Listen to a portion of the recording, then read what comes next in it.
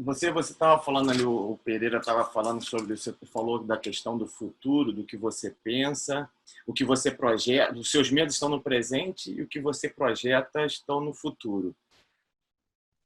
Aí me veio uma dúvida. E quando você já realiza, quando chegar um momento que ele já realizou o que ele projetou agora, qual será o pensamento que ele vai jogar para o futuro e o que ele vai ter de medo no presente? Se é que ele vai ter. Porque, de repente, ele já alcançou aquilo, ele pode não ter criado uma nova expectativa ou até mesmo um sonho além, certo? Porque eu não sei quantos anos, Pereira, desculpa, quantos anos você tem? Qual a sua idade? Boa tarde, Fábio. Eu tenho 38. Eu tenho 10 anos a mais do que você e com certeza em algum momento na sua idade talvez eu tivesse os mesmos sonhos ou os mesmos medos. Daqui a 10, eu sou 10 anos da sua frente, as minhas respostas seriam bem diferentes das suas em relação a isso. Mas eu não tenho entendimento, certeza de quais seriam essas respostas há 10 anos atrás.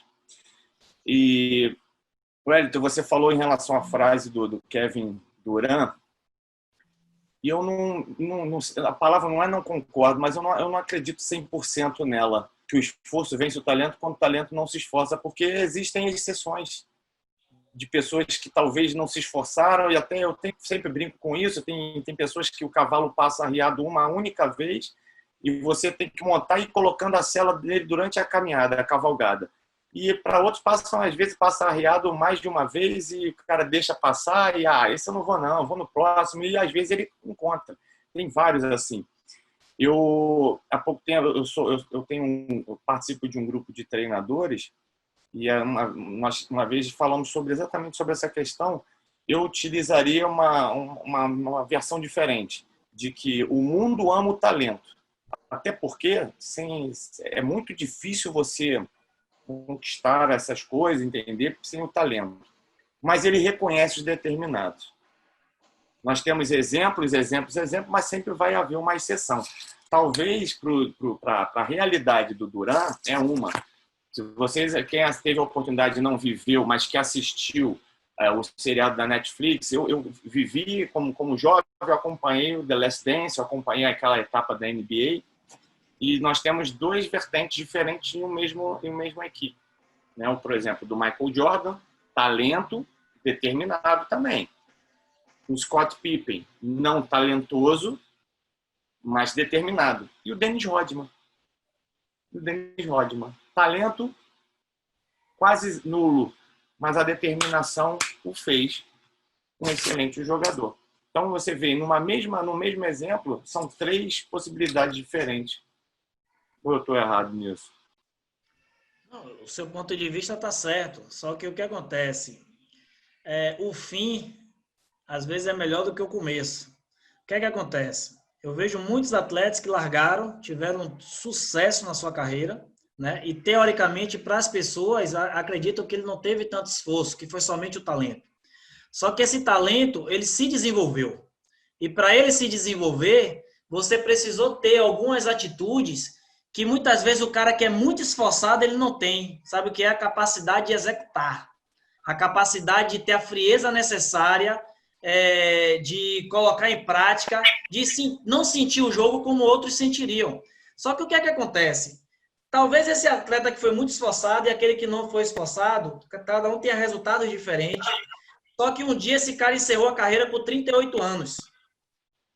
E ele entendeu que a vida, por ele não ter o esforço necessário de se abrir para outros aprendizados, de outros conhecimentos, sempre teve pessoas perto dele para resolver a vida para ele, ele não desenvolveu habilidades para essa nova vida que vai estar de frente para ele. E eu vejo muita dificuldade para os atletas de alta performance, ele conseguir saber lidar com a vida. A maioria dele, quando chega nesses primeiros 2 anos que larga a carreira, por eles não se preparar, desenvolve depressão, desenvolve algum tipo de vício, entra em negócios dos outros E você vai entender nessa fase o seguinte, na fase que você está vivendo hoje, Fábio, um exemplo. Para você vale mais a pena o sentido da vida, o legado que você deixa, né? Ou as coisas que você ainda pode conquistar? Já se fez essa pergunta? Já Legado. Parece ficar muito claro para a sua vida hoje. Então, é diferente para a Pereira, que ainda quer construir. Ele ainda não teve os resultados que você tem, então ele não consegue ver com a sua mente, que já teve lá. Mas quando você chega aqui, você pensa o seguinte, ó, agora eu quero gerar conhecimento. Eu quero agora deixar um legado. Não quer dizer que é melhor ou pior. É a experiência da vida. É como nós experienciamos a vida. Pode falar. Júnior, posso fazer só uma breve pergunta? Eu Sim. posso ter os dois? Eu querer construir, querer deixar legado? Porque eu tenho muito esse sentimento. Claro, mas você não vai deixar legado sem resultado. Então você, claro, primeiro precisa do resultado para depois pensar no legado, você precisa organizar na mente isso aí. Existe uma vontade do legado, mas se o cara chegar para você e falar assim, ô Pereira, eu vou convidar você para ficar 2 anos lá na África para ganhar uma ajuda de custo, um quartinho lá para você morar e você vai ficar 2 anos ensinando aqui aos meninos futebol. O quanto que você poderia, com o conhecimento que você tem, mudar a vida daqueles garotos. Mas, em primeiro lugar, está a sua história, está a sua jornada. Então, você não pode ser hipócrita de que o resultado nesse momento é o que mais importa. Agora, se o legado para ensinar para você é um valor mais importante, você iria, porque você acredita o seguinte, não, eu vou porque eu quero deixar minha marca e, de repente, pode surgir uma nova oportunidade, mas, para mim, o que faz sentido é isso. Mas é diferente. E a verdade, ela é a sua verdade. A desculpa, ela é a mentira que você conta para você mesmo quando quer responder alguém. Então a gente precisa parar de inventar uma desculpa e passar a conhecer quais são as verdades que nos movem. Inclusive, isso são valores. Quer finalizar, Fábio? Você estava falando? Vou trocar um case em relação a isso. Eu tive a oportunidade de trabalhar 12 anos fora do Brasil. O primeiro ano que eu saí do Brasil foi em 2007. O meu primeiro passaporte, eu nunca havia feito uma viagem internacional, nem para diversão, eu não tinha essa condição quando eu era jovem, né? Meus pais não podiam. Mas eu estourei 2 passaportes sem usar.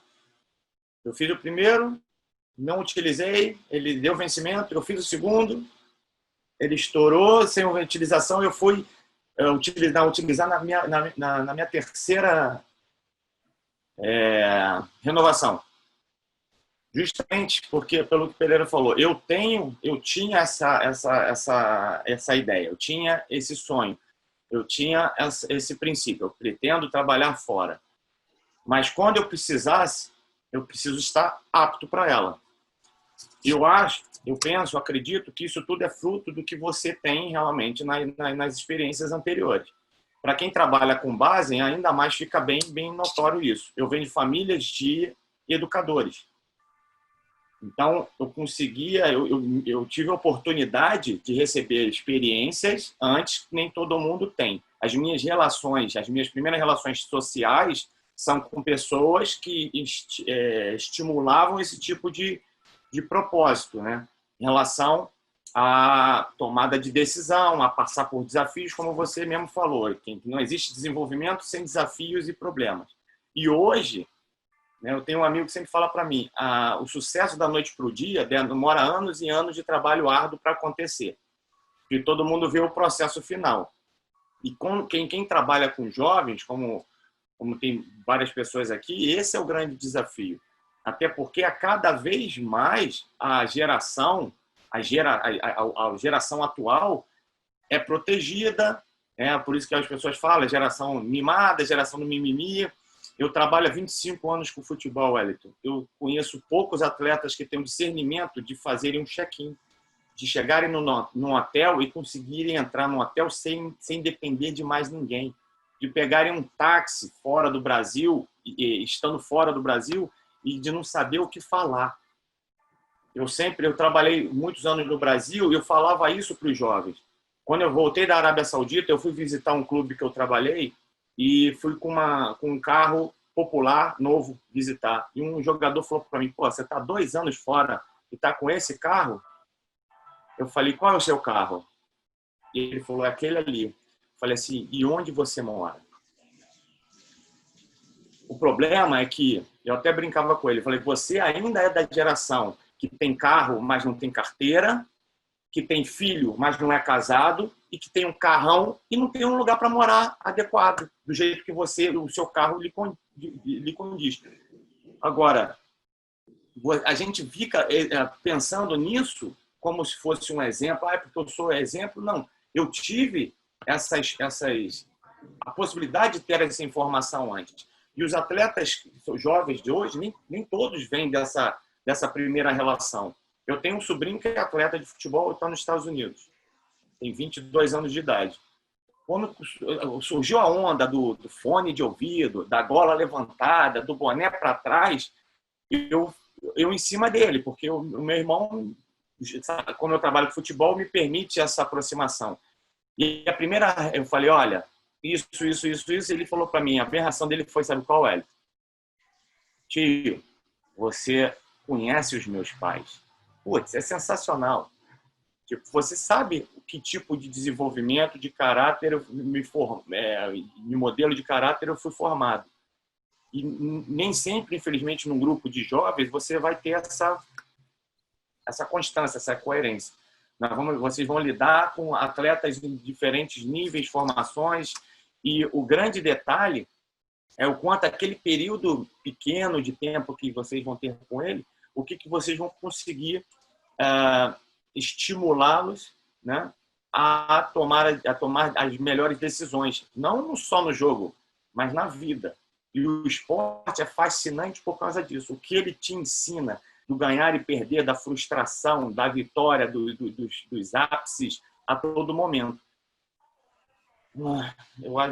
Eu sou carioca, estava aqui no Rio de Janeiro ontem, não sei se algum de vocês tiveram a chance de assistir, ontem teve o primeiro jogo da final, Flamengo e Fluminense. O Fluminense sofreu 2 gols por tomadas de decisões. Uma coisa no futebol, uma tomada de decisão equivocada, uma capacidade cognitiva dos atletas do Flamengo elevadas, conseguiram sobrepor essa situação.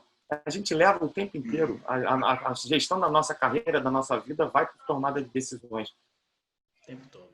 O tempo todo. E a inteligência emocional, ela vai se alimentar da inteligência. A inteligência emocional ela vai facilitar o desenvolvimento da inteligência cognitiva através da intercoordenação. A gente conhece a coordenação porque qualquer um pode ver se um garoto ele é coordenado, não é coordenado. Isso gera um resultado para o externo. Agora, dentro da criança, ela está pronto para o quê? Diante do ambiente, perceber os problemas. E ambiente para a criança é explorar. Ambiente para a criança significa exploração. Por isso que a gente fala que o lúdico é onde a criança aprende. Porque quando é que a gente diferencia o lúdico do que não é lúdico? Porque repare que a figura do treinador agora aparece. E a figura do treinador, muitas vezes, é aquele que diz qual é o caminho, qual é a exploração, qual é a maneira que a criança tem que fazer. Mas não é o que a criança percebe no desafio e ela cria essa mesma atitude de fazer. Então, o papel do treinador, nesse momento, ele é um intermediador. E muitas vezes a gente vê que o treinador dentro desse processo é aquele que diz, novamente, o que está certo e o que está errado. Eu vi a formação belga, eu achei massa. Eles utilizam programação neurolinguística e a formação não é ano a ano. É por nível de competência. Porque a partir do momento que a criança atinge o nível, ela precisa automaticamente mudar de nível. Ela precisa mudar de nível. Porque se aquele ambiente não oferece para ela os desafios que ela precisa, ela começa a perder o entusiasmo. Tudo aquilo que eu falei é para fazer sentido aqui. Você entender a inteligência emocional. Olha aí o que é inteligência emocional baseado no Daniel Goleman e veja quando ele conseguiu estruturar isso como uma linha do pensamento, como uma comprovação científica. Inteligência emocional é a capacidade que um indivíduo tem de identificar os seus próprios sentimentos e os dos outros. A pergunta que Piaget fez lá atrás, A resposta ela veio agora. Identificar os seus próprios sentimentos e os dos outros, de se motivar e digerir bem as emoções internas e os nossos relacionamentos. Eu não sei vocês, mas eu recebo mensagem todos os dias de atletas me pedindo uma palavra motivacional. Professor, você poderia me motivar? E ele depois, quando me pede para eu motivar, eu falo, você vai morrer. Porque eu acho que a maior motivação do homem é a perspectiva.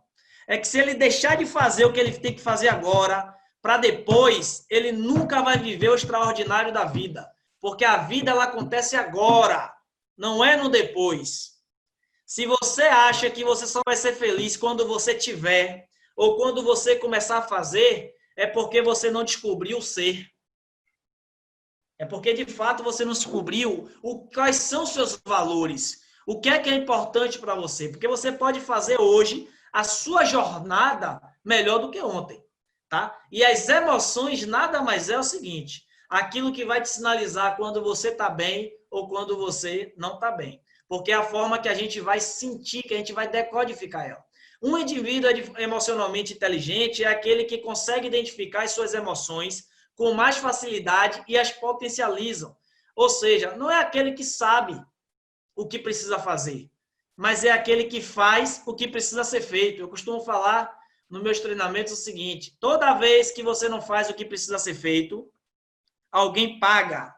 E a inteligência emocional, e geralmente quem paga é sua família, porque seus filhos não vão viver aquilo que você gostaria de dar para ele.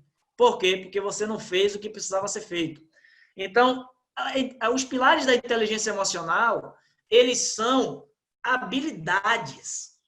A inteligência, ela é uma habilidade, ela pode ser desenvolvida. Se ela pode ser desenvolvida, ela precisa ser treinada. Agora, a gente precisa entender nesse momento, não foi os momentos que a gente foi muito bem e que deu certo que conta, mas é o momento em que cada um de nós fomos uma merda, que a gente não conseguiu fazer. Que resposta isso trouxe para você? Que energia você teve naquela hora? Quando você não fez aquilo que você sabia fazer, mas você falou assim, eu não vou fazer. Você não se conectou aos seus valores, às suas crenças fortalecedoras, e isso faz com que você, cada dia, perca nesse jogo. Conhecer as próprias emoções é uma habilidade individual. Se é uma habilidade individual, ela é o quê? Um autoconhecimento. Então, ela me conhecer a mim mesmo, é a responsabilidade do outro, que diz que eu sou aquilo que eu não sou, ou eu mesmo preciso me conhecer? Porque se eu não me conheço, eu passo a acreditar no que as pessoas pensam de mim.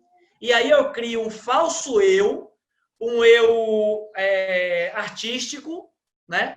Como diz o Augusto Cury, ele fala o quê? Que vive atuando no teatro social. Mas por quê? Porque não tem congruência naquilo que eu falo, naquilo que eu faço. E a outra habilidade, mais social, ou seja, que eu preciso ter com o outro e que eu preciso saber, é justamente a conhecer as emoções do outro. Aí é onde começa a afiar o machado. Porque até aí eu conhecer as minhas emoções e eu controlar ela aqui dentro de mim, eu sentir raiva, mas não fazer nada. Até aí tá beleza. Agora, quando eu preciso gerar isso no outro, quando eu preciso fazer do outro uma pessoa importante que eu posso dedicar tempo e energia, aí, meu amigo, vai visitar todas as suas crenças limitantes. Porque o outro sempre é um desafio. O outro é sempre um problema. Mas na mentalidade vencedora, a gente já percebeu que os desafios e os problemas é que nos levam para outro nível. Mas aí não basta saber, você precisa fazer. E para fazer, você precisa aqui, ó, controlar suas próprias emoções. É possível controlar suas próprias emoções? De forma alguma. A emoção ela acontece de forma automática, você não tem controle nenhum. Mas você pode conhecê-las e decidir quais emoções você também pode ter. Como é que você faz isso? Se está no fazer, precisa ser através de uma ação. E sabe o que é que gera suas emoções? A gente já falou, o ambiente externo. Se o ambiente externo cria estímulo para gerar nossas emoções, então, o lugar que eu frequento, as pessoas com quem eu ando, aquilo que eu escuto, aquilo que eu vejo, aquilo que eu falo, aquilo ali mexe com as minhas emoções, criam sinapses, e quando eu vejo, eu já estou fazendo. Quando eu vejo, eu estou com aquele hábito ruim, que faz com que as pessoas digam que eu sou aquilo que eu não sou, ou aquilo que eu não era, mas que eu continuo fazendo. Aí tá o quê? Aqueles comportamentos que a gente tenta esconder das pessoas, mas no momento de alto impacto emocional, a gente reage a esse momento. É quando alguém te critica, é quando alguém te elogia, é quando alguém te desafia. Esse é você, cara. É o que você faz com isso que revela quem você é. Não é no seu estado de relaxamento em que você vai assim, não, se for comigo eu faço diferente. Mas o jogo, quando está acontecendo ali, pai, quando o jogo está acontecendo, ali você tem que, ou você age, ou você reage. Ou você age, ou você reage. Então, para você controlar as emoções, primeiro você precisa treinar a sua mente. Como é treinar a sua mente? Entender que existe um jogo mental, entender que eu tenho poder para dominar a voz que não me encoraja, a voz que faz reagir, porque existe no nosso cérebro uma área chamada amígdala, e ali é a área que sequestra nossas emoções. Quantas vezes você fez uma coisa que quando alguém disse assim, caramba, Fábio, você fez isso, caramba, Júnior, você fez aquilo, e você não percebia, e quando você viu fazendo ali, você, cara, ali não sou eu. Você não acredita que você fez aquilo. Quantos jogadores reagiram no momento em que não devia e pagaram alto preço?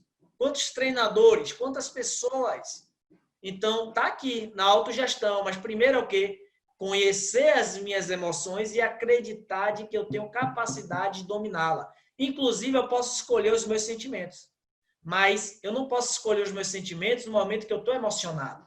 É no momento em que eu sei como é que funciona. Então, eu preciso também desenvolver isso aqui, ó, quando eu tenho que lidar com o outro.